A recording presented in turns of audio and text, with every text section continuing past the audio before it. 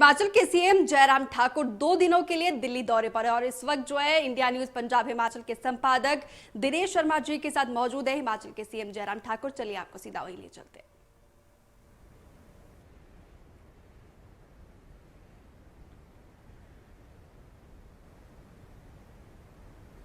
नमस्कार, India news Punjab Himachal में आपका स्वागत है। मेरे साथ हैं हिमाचल के मुख्यमंत्री जयराम ठाकुर जी। जयराम ठाकुर जी, आपका बहुत बहुत स्वागत है इंडिया न्यूज़ पंजाब और हिमाचल में। जी धन्यवाद, thank you. Jairam ji, corona virus Himachal में पीक पर है और आपकी सरकार ने अभी हाल ही में कुछ सख्त कदम भी उठाए। आपको लगता है कि इससे फ़र्क पड़ेगा और कहाँ आपको लगता है कि कैसे किस तरह से इस वायरस पर कंट्रोल जो है आपकी सरकार, हिमाचल सरकार कर पाएगी? देखिए, एक वक्त था हिमाचल प्रदेश में कोरोना की स्थिति हमारी बहुत मैनेजमेंट के हिसाब से बेहतर थी और हिमाचल प्रदेश पूरे देश भर में जो शुरू के एक दो स्टेट थे जहां बहुत बेहतरीन मैनेजमेंट रहा, तो उसमें हिमाचल भी एक था। लेकिन उसके बावजूद भी जब से हमारा अनलॉक फेज शुरू हुआ, उसके बाद जब इकोनॉमिक एक्टिविटीज़ और उसके साथ साथ में इंटरस्टेट मूवमेंट शुरू हुई तो मामलों में थोड़ी बढ़ोतरी हुई। लेकिन पिछले 1.5-2 महीने में हमने देखा कि बढ़ोतरी काफ़ी तेज़ी से हुई है और उसके कारण पे हम जाने की हमने जब कोशिश की तो मालूम पड़ा कि सोशल गैदरिंग जो हमारे काफ़ी अरसे के बाद हुई, शादियाँ रुकी पड़ी थी, शादियाँ हुई, शादियों के साथ साथ में धार्मिक आयोजन हुए, बहुत सारे ऐसे प्रोग्राम्स हुए जहाँ पर लोगों का आना जाना ज़्यादा हुआ और कोविड प्रोटोकॉल को बहुत ज़्यादा वहाँ पर फॉलो नहीं कर पाए। उसके कारण वो संक्रमण फैला है। लेकिन अब हमने बहुत सख्ती से इस बात के लिए तय किया कि अब जो रियायत दी गई थी, छूट दी थी कुछ चीज़ों को लेकर के, सोशल गैदरिंग्स के मामले में और चीज़ों को लेकर के, उस सारी चीज़ों को लेकर के सख्ती से हमने अब कुछ आदेश किए हैं, जिसमें एक तो ये किया कि रात के 9 बजे से सुबह तक 6 बजे तक कर्फ्यू रहेगा ताकि लोगों की जो मूवमेंट थोड़ा उसको रिस्ट्रिक्ट कर सकें हम। सोशल की होती हैं तो शादियां वगैरह के इस प्रकार के जो आयोजन होते हैं उनको भी थोड़ा सा हम कम कर सकें। और उसके बाद शादियों में और सोशल गैदरिंग में जो पहले 200 नंबर तक अलाउ किया हुआ था, तो उस नंबर को फर्दर जो रिस्ट्रिक्ट करके सिर्फ 50 तक किया है और उसको सख्ती से लागू भी कर रहे हैं। एसडीएम, तहसीलदार, नायब तहसीलदार, पटवारी, कानगो, सबकी जिम्मेदारी, बीडीओ की सबकी जिम्मेदारी लगाई है। इंश्योर करेंगे अपने अपने एरिया में जहां भी कोई शादी है, कोई इस प्रकार का प्रोग्राम है, शादी करें, कोई मनाही नहीं, किसी प्रकार की उसमें कठिनाई नहीं, लेकिन सूक्ष्म करें, छोटा करें, क्योंकि वायरस जो है जिस प्रकार से फैला है उसके कारण बहुत सारे लोग संक्रमित हो रहे हैं, बहुत सारे लोगों का जीवन खतरे में हुआ, बहुत सारे लोगों की जान चले गई। तो ऐसी इजाज़त नहीं दी जा सकती है। इसके लिए हमने कहा सभी प्रदेशवासियों को आप सहयोग करें और हम ये सब करने के लिए विवश हैं। ये परिणाम इसका निश्चित रूप से बेहतर आ रहा है। आपको लगता है कि जो रियायत दी गई हिमाचल सरकार द्वारा, वो रियायत जो है वो महंगी पड़ी, एक तरह से ये कहा जा सकता है कि उस रियायत देने के जो है उसके कारण जो है ये वायरस और ज़्यादा स्प्रेड हुआ? और विपक्ष भी कह रहा है कि जिस तरह से आपने जो फैसले लिए, पहले बॉर्डर खोले और उसके बाद स्कूल खोलने का फैसला लिया, वो गलत था और उससे जो है इस वायरस जो है उसमें बढ़ोतरी हुई वहाँ पर हिमाचल में। मैं इस बात को लेकर, जहाँ तक विपक्ष की बात है, उनका तो सिर्फ काम कहने तक का है। उस बात को नहीं समझते हैं कि नेशनल डिजास्टर मैनेजमेंट एक्ट के अंतर्गत जब अनलॉक फेज शुरू हुआ तो केंद्र ने सभी प्रदेशों के लिए कुछ हिदायतें, कुछ शर्तें जो है उसमें जारी की और उसका पालन करना स्वाभाविक रूप से सभी प्रदेशों के लिए आवश्यक थी और सभी प्रदेशों ने किया। एक तरफ से कांग्रेस के लोग भी चाहते हैं, सब लोग चाहते हैं कि हमारी इकोनॉमिक एक्टिविटीज़ फिर से शुरू हो, पब्लिक ट्रांसपोर्ट शुरू हो, लोगों का आने जाने में किसी प्रकार से कोई कठिनाई नहीं होनी चाहिए, लोगों के व्यवसाय में किसी प्रकार से कोरोना के कारण बाधा नहीं आनी चाहिए। जब ये सारी चीज़ें पूरे देश भर में खोली तो हिमाचल ने खोली तो गलत नहीं किया, क्योंकि ये भी बहुत इम्पोर्टेंट था। टूरिज़्म के सेक्टर में बहुत बड़ा नुकसान हुआ है और पूरे देश दुनिया में हुआ, हमारे प्रदेश में बहुत बड़ा नुकसान हुआ है। ऐसी सूरत में हमने टूरिज्म को भी एक एसओपी के अंतर्गत जो है ला करके जो है उसमें शुरुआत की। लेकिन जो मैं कह रहा हूं सबसे बड़ी इसमें जो दिक्कत है, कठिनाई है, वो ये है कि मानवीय स्वभाव है। हम रिस्ट्रिक्शन थोड़ी देर तक अपने ऊपर लागू करने के लिए तो मान लेते हैं, लेकिन लंबे समय तक हमारा ये स्वभाव है, मानवीय स्वभाव है कि लंबे समय तक जो है इसमें जो है वो बहुत देर तक जो है इंतजार करना संभव नहीं हो पाता। और इसी कारण से शुरू के दौर में गंभीरता थी, जो कहा जाता तो लोग सुनते थे और मानते थे। लेकिन अब के दौर में क्या अंतर आ गया कि लोग, हम जितना मर्जी कह रहे हैं, कोई भी सभी प्रदेशों की सरकार की स्थिति ऐसी है, कह रहे हैं लेकिन लोग सुनते, लेकिन उसको मानने की वजह कि उनको लग रहा है कि बहुत लंबा हो गया, कब तक ये सारा करेंगे।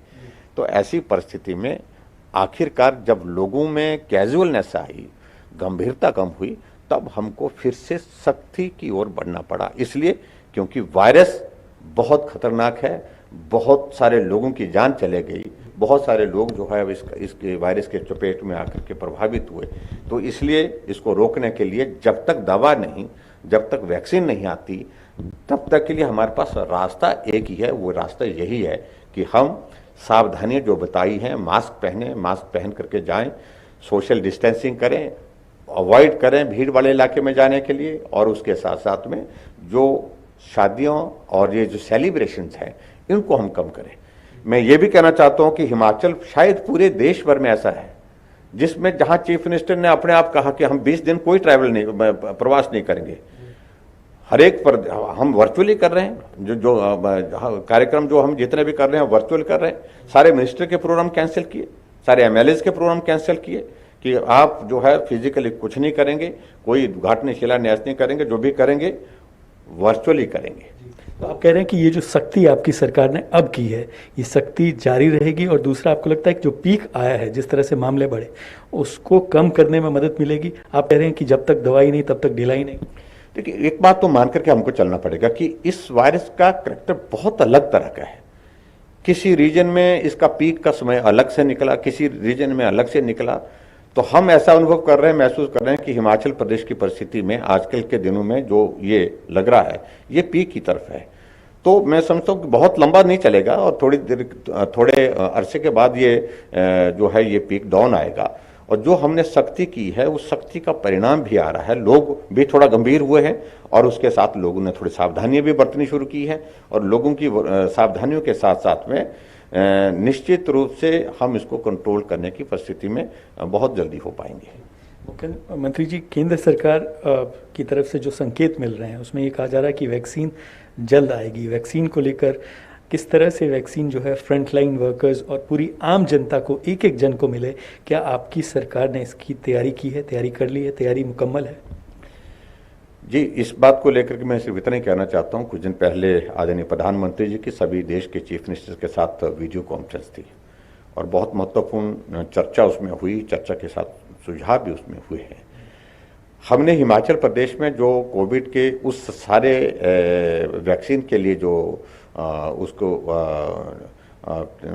कोल्ड चेन की जो ज़रूरत है, और उसके बाद आगे जो सारी चीज़ों को लेकर के उसमें किस प्रकार से लोगों तक पहुंचाना है, किस प्रकार का उसका इम्प्लीमेंटेशन होगा, उन सारी बातों को लेकर के विस्तार से निर्णय कर लिया, चर्चा कर लिया है, निर्णय कर लिया है। सारी व्यवस्था हमारी तैयार है, और उम्मीद है हमको जब भी वैक्सीन आएगी तो निश्चित रूप से हिमाचल प्रदेश में उस तैयारी के साथ हम आगे बढ़ेंगे, और बहुत बड़ी राहत जो है वो प्रदेश के लोगों को भी होगी, देश के लोगों के लिए भी होगी। मुख्यमंत्री जी, दूसरा एक बड़ा मुद्दा जो किसान कानून को लेकर, जो 3 कानून जो है केंद्र सरकार लेकर आई, उसको लेकर जो है विरोध किया जा रहा है।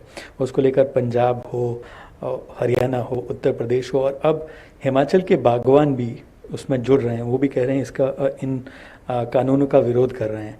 आपका क्या मानना है कि जो ये बातचीत केंद्र और किसान संगठनों के बीच चल रही है, आपको लगता है कि बातचीत से ही हल होगा? लेकिन किसान कह रहे हैं कि जब तक कानून वापस नहीं होते, बातचीत के कोई मायने नहीं। एक तो मैं इसमें बड़ा स्पष्ट करना चाह रहा हूं कि ये आंदोलन वास्तव में किसानों का आंदोलन नहीं, ये नेताओं का आंदोलन है। नेता इसको पीछे से संचालित कर रहे हैं। हालांकि किसान संगठन की ओर से ये कहा गया कि हम किसी भी नेता को उसमें प्रवेश नहीं देंगे, किसी भी नेता का दखल नहीं करेंगे, किसी भी पार्टी को मंच नहीं देंगे।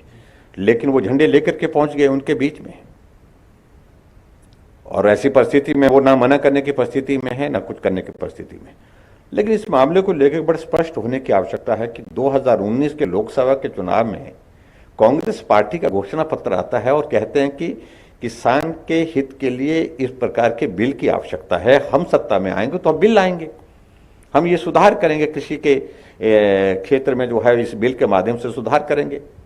शरद पवार जी ने जो है जब कृषि मंत्री थे उस वक्त उन्होंने बड़ा स्पष्ट एक प्रयास किया कि सभी प्रदेशों के लिए कहा गया कि भाई आप इन सुधारों की तरफ आगे बढ़िए। जहां कांग्रेस शासित राज्य थे वहां उनको कहा कि आप अपने स्टेट में जो है इसको पायलट प्रोजेक्ट के नाते जो है शुरुआत करिए। और यहां तक कहा गया कि भी अगर आप लोग जो स्टेट इसको लागू नहीं करेंगे तो उनके लिए केंद्र की ओर से मदद रोक दी जाएगी। और आज जब भारतीय जनता पार्टी की सरकार इस बिल को उसी रूप में लगभग उसी रूप में उसी शेप में लाई और उसके बाद उसका विरोध करने का औचित्य क्या है? महज सिर्फ राजनीति, क्योंकि मोदी जी लाए, बीजेपी की सरकार, एनडीए की सरकार, इसका विरोध करना है। और एक प्लेटफॉर्म जहां जिन लोगों को राजनीतिक दृष्टि से जमीन नहीं मिल रही है, पिछले कुछ अरसे से, काफी अरसे से जमीन निकल गई है देश की, प्रदेश की, अपने अपने, तो वो लोग इकट्ठा होकर के राजनीति कर रहे हैं। और मैं समझता हूं कि किसानों का बहुत बड़ा वर्ग इस बिल का स्वागत कर रहा है। हिमाचल प्रदेश में कहीं भी बंद का असर नहीं हुआ।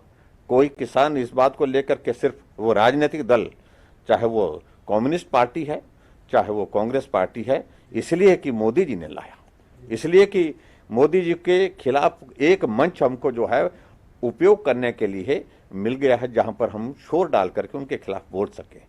लेकिन कहीं सफलता नहीं होगी। और दूसरी बात, संवाद एक बहुत बड़ा माध्यम है किसी भी विवाद का समाधान करने के लिए। हमारे केंद्रीय नेतृत्व ने बड़ा स्पष्ट किया है कि आओ, मिलो, बैठो, चर्चा करो, कहां आपको ऐतराज है, क्या आपका सुझाव है, उन सुझावों पर बात करिए। तो आपको लगता है कि बातचीत से ही समाधान निकलेगा, हल निकलेगा?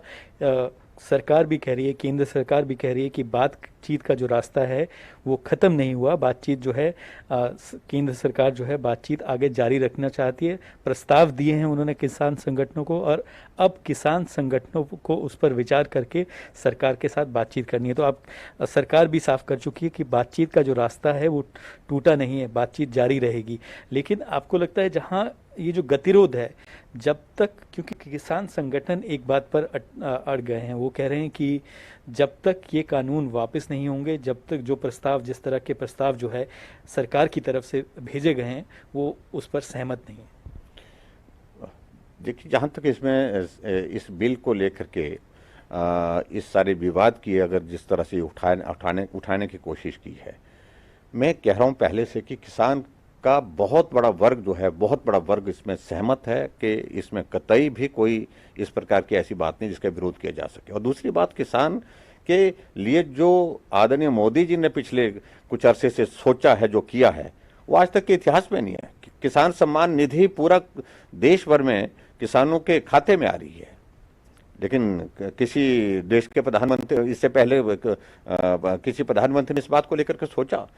और आदरणीय प्रधानमंत्री जी ने यह कहा कि 2022 तक हम किसानों की आय दुगना करना चाहते हैं। उसकी वजह यह है कि अगर समृद्ध भारत आप देखना चाहते हैं, मजबूत भारत देखना चाहते हैं, आत्मनिर्भर भारत देखना चाहते हैं, तो इस देश की आबादी का 80% हिस्सा जो गांव में रहता है, जो किसान है, बागवान है, वो समृद्ध होना चाहिए, वो मजबूत होना चाहिए।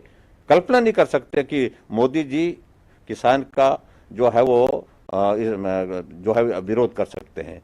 और ये सारी चीजों को लेकर के लोगों को भी स्पष्ट है, लेकिन महज राजनीति के मकसद के साथ इन्होंने विरोध किया है। और मुझे पूरा भरोसा है जो संवाद, इस विवाद का एक रास्ता है, वो अभी तक खुला है। और उसमें निश्चित रूप से पूरा भरोसा है, पूरा विश्वास है कि जब संवाद होगा, चर्चा होगी, बात होगी, तो कोई समाधान निकल आएगा। आपकी सरकार को 3 साल पूरे होने वाले हैं, इस महीने 3 साल पूरे हो जाएंगे।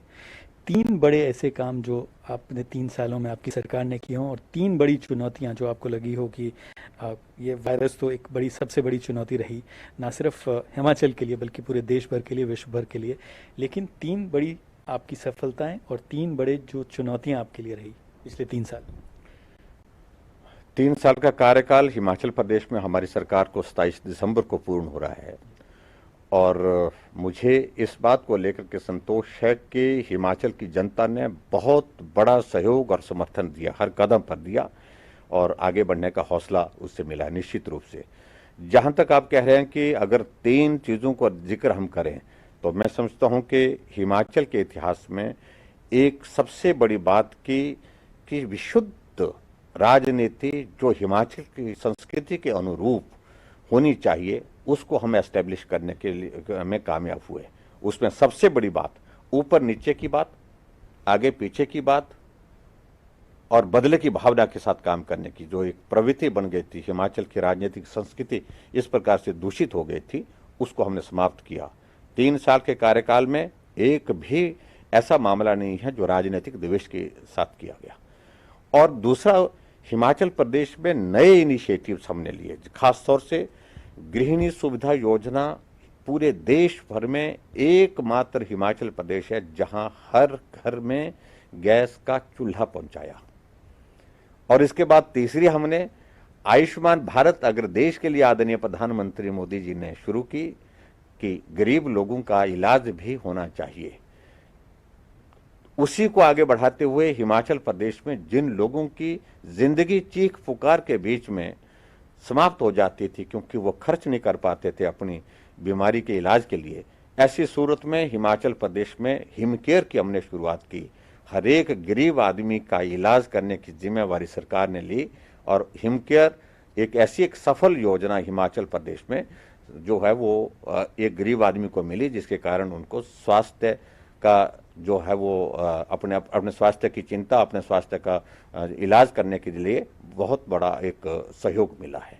तो इस प्रकार की योजनाएं हिमाचल प्रदेश में हमने जो है की हैं। योजनाएं बहुत है, उनका जिक्र करेंगे तो बहुत लंबा समय लगेगा। मैं समझता हूं कि अब 3 चीज़ों का जिक्र किया है तो मुझे लगता है ये चीज़ें बहुत महत्वपूर्ण हैं। चुनौतियाँ कह रही हैं आपके पिछले 3 साल में? चुनौतियों की बात अगर कहें तो मैं स्वाभाविक रूप से सबसे बड़ी चुनौती तो 1 साल हमारा बहुत अस्त व्यस्त हुआ इस कोविड के चलते। हमारा ही नहीं हुआ, पूरे दुनिया का हुआ।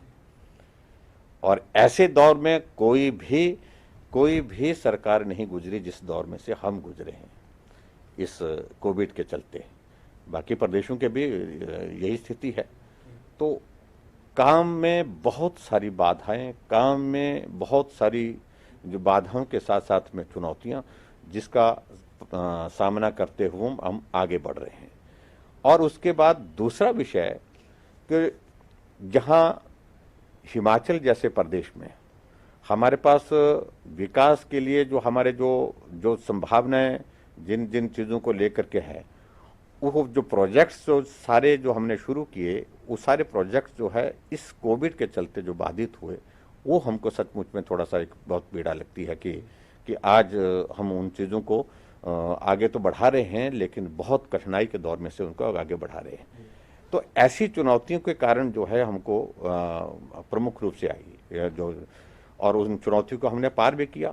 देखिए, मैं इस बात को कहना चाहता हूँ, चुनौती के रूप में हमारे सामने पहला ये था कि मैं पहली बार मुख्यमंत्री बना और पहली बार मुख्यमंत्री बनने के बाद सबसे बड़ी बात है कि 2019 के चुनाव लोकसभा के होंगे, उस परीक्षा के दौर में से क्या होगा, कैसे होगा।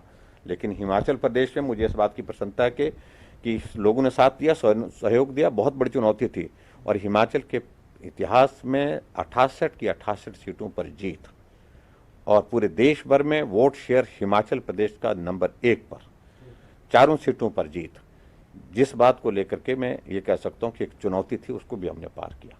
तो उसके बाद उपचुनाव है, वो दौर हमने पार किया, वो भी हमने जीते। तो परीक्षा के दौर में से गुजरते गुजरते अब इस कोविड का ये दौर है, इस कोविड के दौर से भी हम पार निश्चित रूप से होंगे, ऐसा मुझे पूरा विश्वास है। अगले 2 साल आपने जो वादे किए थे, आपने जो प्रॉमिसेस की थी, आपको लगता है कि जो कार्यकाल के आपके 2 साल और बचे हैं उसमें वो पूरे हो पाएंगे? क्योंकि विपक्ष इसको लेकर बोलता रहा है कि ग्राउंड पर जो है काम दिख नहीं रहे हैं, तो आपके वादे हैं वो पूरे नहीं हो पा रहे हैं जो आपने प्रॉमिसेस किए। मुझे विपक्ष के कहने पर कुछ नहीं कहना, उनकी मजबूरी है, व्यवस्था है कुछ कहना है। मैं अभी इन दिनों में प्रवास पर नहीं जा पा रहा हूँ, लेकिन अभी कुछ दिन के लिए बीच में जब हमने थोड़ा कॉन्स्टिट्यूंसी के प्रवासी एक एक विधानसभा क्षेत्र में 50-50 उद्घाटन और शिलान्यास के कार्यक्रम हुए हैं। 150-200 करोड़ रुपए के प्रोजेक्ट की इनॉग्रेशन एंड फाउंडेशन स्टोन एक साथ एक जगह एक मंच से हमने वहां पर किए हैं। इसको विकास नहीं बोलेंगे तो क्या बोलेंगे? और इस बात को मैं चुनौती देता हूं, हिमाचल प्रदेश में कोविड के चलते हुए भी हमने विकास को थमने नहीं दिया, रुकने नहीं दिया। और ये जब 2022 का चुनाव आएगा तो मालूम पड़ेगा जो जमीन पर जो लोग चाहते थे उस जमीन पर हमने वो जो है उस चीज को हमने पहुंचाने की कोशिश की। हाँ, इस बात से हम सहमत हैं कि बहुत सारे कॉन्सेप्ट, बहुत सारे इनिशिएटिव जो हमने प्लान किए थे, सोचे थे, वो फिलहाल थोड़े बाधित हुए हैं कोविड के चलते। लेकिन उसके बावजूद भी हम उम्मीद करते हैं कि आने वाले समय में जब दौर ठीक होगा हम आगे बढ़ेंगे। 2022 के लिए आप अपने सामने विपक्ष में किसका चेहरा देखते हैं, किसको देखते हैं कि विपक्ष में आपके सामने 2022 में विपक्ष की तरफ से एक बड़ा जो चेहरा होगा? जहां तक हिमाचल प्रदेश की अगर बात करें 2022 में, तो मुझे तो विपक्ष चेहरा विहीन दिखता है, कोई चेहरा ही नहीं दिख रहा है। और है भी ऐसी परिस्थिति, उनकी पार्टी में किसी को नेता मानने के लिए तैयार नहीं है। एक दूसरे के खिलाफ किस प्रकार की परिस्थिति होती है अभी मैं इस बात को मैं जरूर कहना चाहूंगा। विधानसभा का सत्र हमने नोटिफाई किया, धर्मशाला में होना चाहिए, शीतकालीन सत्र हमारा वहां पर होता है। लेकिन हमने उनके साथियों से बात की, बहुत सारे विधायकों ने कहा कि हमारी राय है कि नहीं होना चाहिए, कोरोना का संकट है इस वक्त, हमारे लिए जीवन महत्वपूर्ण है, जीवन लोगों का महत्वपूर्ण है, किसी का जीवन खतरे में डालने का अधिकार किसी को नहीं है।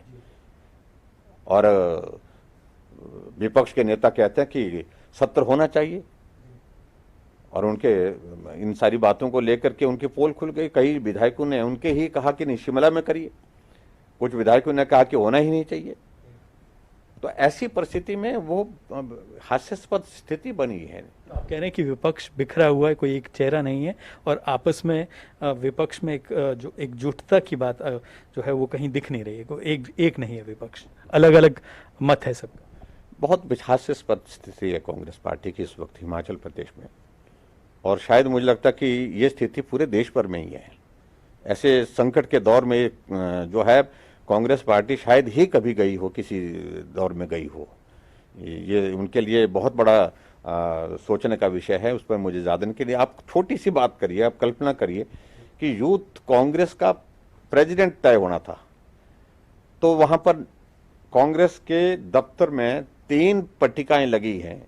एक कांग्रेस यूथ कांग्रेस का अध्यक्ष बना हुआ है, और दूसरा यूथ कांग्रेस का एक कार्यकारी अध्यक्ष बना है, वर्किंग प्रेसिडेंट बना हुआ है, और तीसरा एक कोई वरिष्ठ अध्यक्ष बने हैं। 3 पट्टिकाएं यूथ कांग्रेस के प्रेसिडेंट की लगी हुई है, वहां पर कांग्रेस के वहां पर फट्टे लगे हुए हैं। आप कल्पना कर सकते हैं कि किस दौर में से जारी है। अध्यक्ष एक ही होता है, चाहे वो यूथ कांग्रेस का है, चाहे वो कांग्रेस का है, कांग्रेस के दूसरे इसका है। ऐसी परिस्थिति देखिए कभी भी हमने नहीं देखी। मुझे उस पर ज्यादा नहीं कहना है, मैं यही कहना चाहता हूं, कांग्रेस जिस रूप में आया है, जिस भी चेहरे के साथ आए, हम सामने हैं, मुकाबला करेंगे। और निश्चित रूप से हिमाचल प्रदेश में जो काफी अरसे से एक दौर चला है 5 साल के पश्चात जो बदलाव का, वो बदलाव को हम ठहराव देंगे, और निश्चित रूप से हिमाचल प्रदेश में 2022 में भारतीय जनता पार्टी की सरकार फिर सत्ता में आएगी। मुख्यमंत्री जी, आप 2022 को लेकर कॉन्फिडेंट लग रहे हैं। क्या बीजेपी में सब कुछ ठीक है? हिमाचल बीजेपी की मैं बात कर रहा हूँ। क्या बड़े चेहरे जितने भी हिमाचल बीजेपी में है वो आप सब आपके साथ हैं? बीजेपी एक है? देखिए, मैं इस बात को बड़ा कह रहा हूँ कि हमारे हिमाचल प्रदेश की बीजेपी अलग नहीं है। हमारे यहाँ बहुत बड़ी एक स्पष्ट चीज एक ये है कि स्थापित नेतृत्व नरेंद्र भाई मोदी जी के रूप में हमारे पास पार्टी के राष्ट्रीय अध्यक्ष के नाते जगत प्रकाश नड्डा जी हिमाचल प्रदेश से, हमारे पास मजबूत नेतृत्व के नाते अमित भाई जी हैं। तो उन सब से जो मार्गदर्शन हमको मिलता है, और हिमाचल प्रदेश संगठित है, एकजुट है, कहीं भी किसी भी तरह का ऐसा कोई भी वहां पर जो है परिस्थिति नहीं है कि हिमाचल प्रदेश में सारी चीजों को लेकर के कोई बात कहे। हम सब लोग बैठ करके चर्चा करते हैं, काम करते हैं, और निर्णय करने के बाद उस लक्ष्य को हासिल करने के लिए मेहनत करते हैं। मुख्यमंत्री जी, इंडिया न्यूज़ पंजाब हिमाचल से बात करने के लिए बहुत बहुत धन्यवाद and wish you all the best. Thank you very much, thank you. तो ये थे हिमाचल के मुख्यमंत्री जयराम ठाकुर, जिनका ये मानना है अगर किसान आंदोलन की बात की जाए तो मुख्यमंत्री का ये मानना है कि बातचीत से ही हल निकलेगा, संवाद जो है वो जारी रहेगा, जारी रहना चाहिए और इसी से जो है वो निर्णय, एक हल जो है वो इसी से निकलेगा। और दूसरा, अगर कोविड की बात करें हिमाचल प्रदेश में, वो कह रहे हैं कि जो सख्त कदम हाल ही में हिमाचल सरकार की तरफ से उठाए गए उससे कहीं ना कहीं जो ये पीक आया है, पीक को नीचे लाने में मदद मिलेगी। और हिमाचल सरकार को 3 साल होने वाले हैं। 3 साल में हिमाचल सरकार ने जो हिमाचल भारतीय जनता पार्टी की तरफ से जो वादे किए गए थे वो पूरे करने की कोशिश की है। कोरोना और इस तरह ये कहा जाए कि इतना बड़ा ये कहा जाए कि चैलेंज आने के बावजूद भी, तो इसी सब पर जो है तमाम सवालों के जवाब जो है उन्होंने उत्तर जो है वो बेबाकी से दिए। Back to studio.